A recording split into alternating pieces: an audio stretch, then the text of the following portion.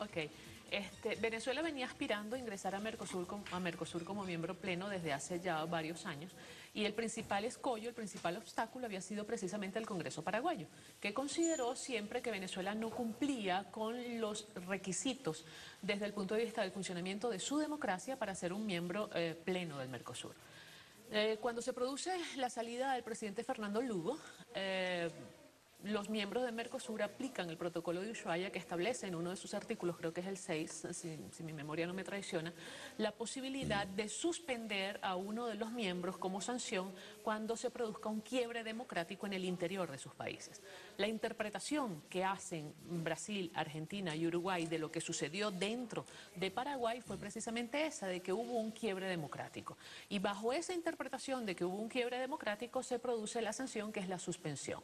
Ahora, aprovechando la coyuntura de la suspensión, se produce el ingreso de Venezuela. ¿Qué sucede?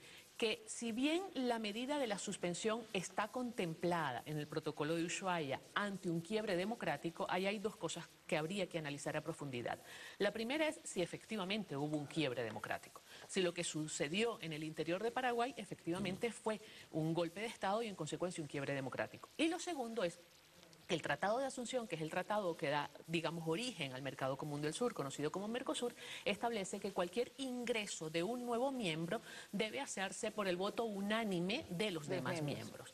Aquí la gran interrogante es, la condición de suspensión, ¿ok?, no significa que ya Paraguay no es miembro del Mercosur. Por ende se ignora su decisión, ¿no? Paraguay sigue siendo miembro del Mercosur, pero está suspendido, inhabilitado para tomar ciertas decisiones. No obstante, una decisión de la calidad, de la magnitud, de la significación del ingreso de un nuevo miembro es lo que Paraguay está cuestionando. Dice que ellos han debido ser tomados en cuenta o que esa decisión ha debido esperar hasta que cesara la suspensión, que es temporal. El alto gobierno uruguayo también lo hizo, ¿no? De hecho, ya introdujeron una demanda, ¿no?, ante el Tribunal Permanente del Mercosur. Ahora le pregunto, Majador, viendo este planteamiento que hace Giovanna, en principio, ¿por qué la premura de los demás países de dar ingreso inmediatamente a Venezuela frente a esta situación?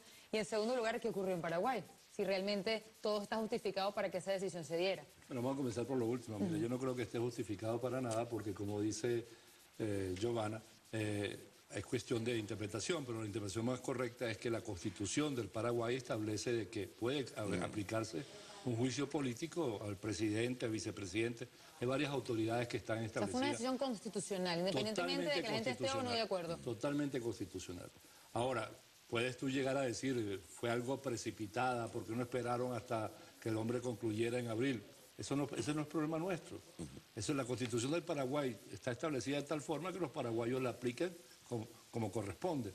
Así como nosotros pedimos que en Venezuela se cumpla la Constitución y se respete la Constitución venezolana, sobre todo por parte de los extranjeros, pues lo mismo ocurre en el caso paraguayo. Bueno, se destituyó a Pérez acá, ¿no? Aquí. ¿Y qué pasó? A color de melo en Brasil. Y a color de melo en Brasil a también. Bucarán en Ecuador. Podemos citar mucho. En Ecuador ha ocurrido varias veces. Pero ahora, ¿por qué ingresa Venezuela? Porque es un hecho político. Es un hecho político. Ahí violaron de la forma más flagrante el Tratado de Asunción. El artículo 20 que establece con toda claridad de que tiene que ser admitido por unanimidad. La suspensión, y ahí yo sí quiero aclarar a mi modo de ver, no le quita los derechos y las obligaciones a Paraguay. Es decir, el comercio de Paraguay con Argentina, con Uruguay y con Brasil persiste. Y ese comercio significa derechos y obligaciones. Si ellos tienen derechos y obligaciones desde el punto de vista comercial con los otros socios del Mercosur, mucho más lo tienen en este caso. Pero voy a agregar lo siguiente.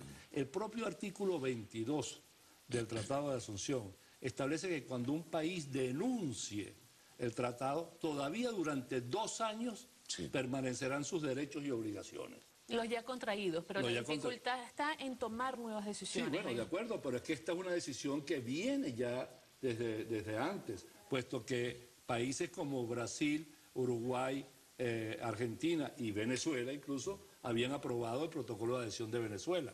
Por lo tanto, el único que no lo había adoptado era Paraguay, y no lo había adoptado porque Lugo no lo había enviado al Congreso consciente que se lo iban a rechazar. Ahora les pregunto, una vez Paraguay se reincorpore a Mercosur, ¿puede tomar una decisión? ¿Puede Venezuela quedar fuera con una decisión de esa naturaleza de Paraguay? Eso pudiera llegar a suceder inclusive antes. porque recordemos que ya Paraguay introdujo, como les decía hace unos minutos, una demanda ante el Tribunal Permanente de Mercosur, en donde está, digamos, exponiendo sus razones por las cuales considera que ese ingreso de Venezuela, la forma como se procedió, es totalmente ilícito y en consecuencia debe quedar anulado. Claro, pero frente a potencias como Argentina, Brasil, que tomaron esas decisiones, Uruguay, Sí, pero ¿puede pesar la decisión de Paraguay?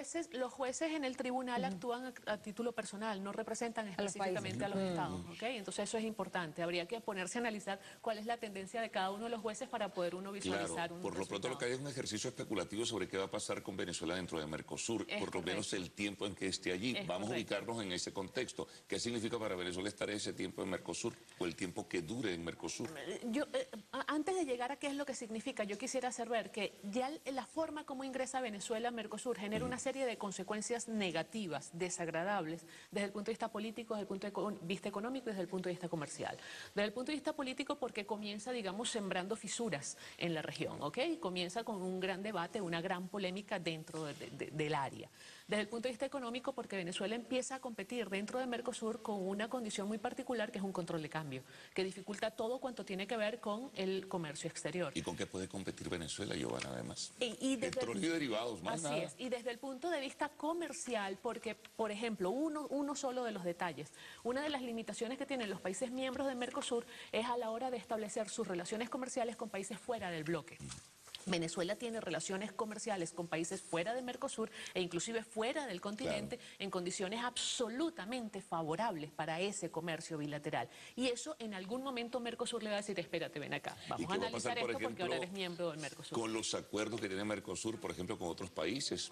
Israel, el gobierno venezolano, miembro ahora del Mercosur, es adversario o Así es. El político del Mercosur gobierno de tiene Israel. con Israel, con Egipto, con Palestina y tiene unos acuerdos especiales con México, China, la India y otros países.